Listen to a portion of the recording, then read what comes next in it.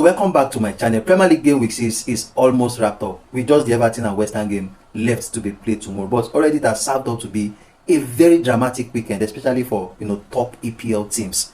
From surprise defeats to hard-fought wins, hard-fought draws, and even to emphatic wins. Oh boy, there's plenty to discuss in this video. But before we dive straight into the matter, make sure you subscribe to this video. Click on that subscribe button, like this video, share this video to other fans, to be able to drop their opinion, and make sure you yourself drop your reaction regarding Chelsea's defeat, United's defeat, Liverpool's defeat, Man City's emphatic win, and Arsenal's late win. Now let's talk football. Last week I thought Liverpool was in the driving seat regarding winning the EPL back to back, leading the rest by 5 good points.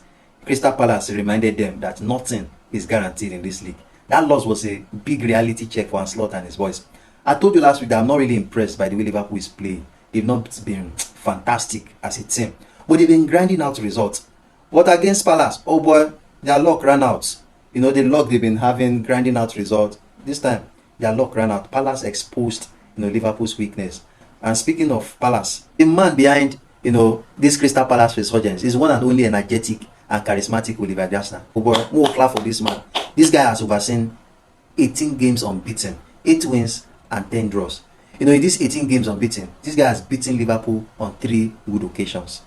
Even despite selling their best player, Eberechi, this man has built a resilient team that can go toe-to-toe with the best teams in the Premier League. Great kudos to Oliver Glasner. Brought Liverpool to a reality check that nothing is guaranteed so far in the league. So away from Liverpool and Crystal Palace, Chelsea. Hi! Oh boy, this is not my club. Chelsea is in crisis currently. 1 win in the last 6 games is unacceptable. Even that win against Lincoln, we struggled. It was not easy.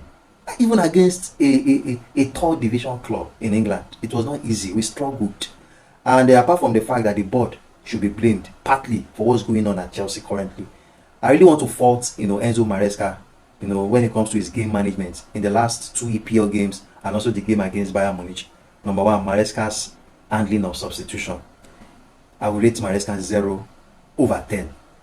Maresca did weak when it comes to Chelsea going one man down, handling the substitutions. Maresca has been so weak. His game management has been so weak. And number 2, this Chelsea team, so far this season, we've showed different momentum.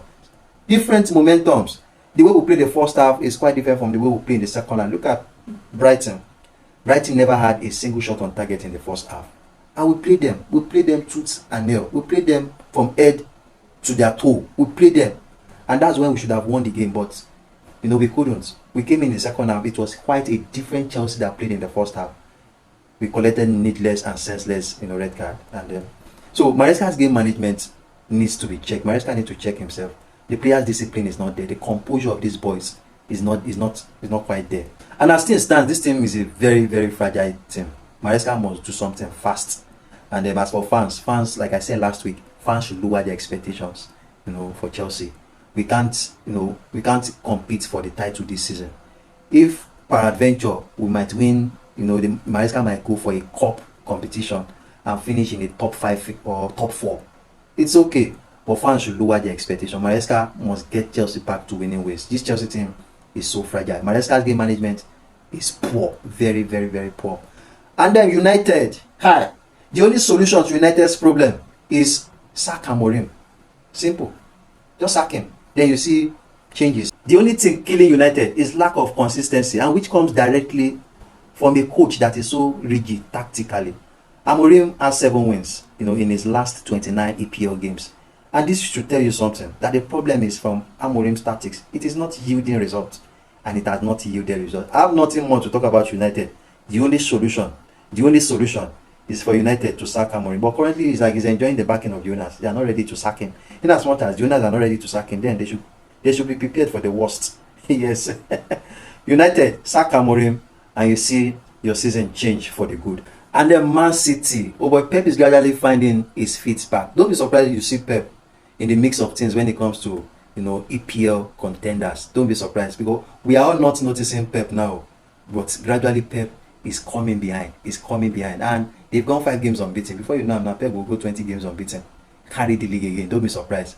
His team is doing well despite injury concerns. He's still grinding out the wins, and they are back in shape. Let's see how the season pans out for them. Even if it's a top 4, top 3 finish, just like last season, top 4 finish, it's still not a bad season for Pep Guardiola. Because Premier League no easy, getting tough every season. And lastly, Tottenham. Tottenham failed to take all 3 points, against Wolves. Wolves picked up their first point of the season against Tottenham.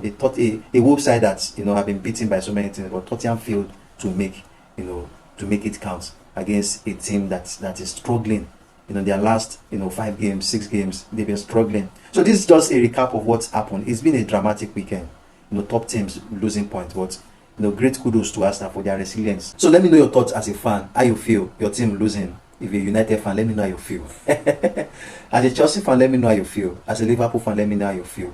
Drop your thoughts, drop your reactions in the comment section, and don't forget, to subscribe. Thanks for watching.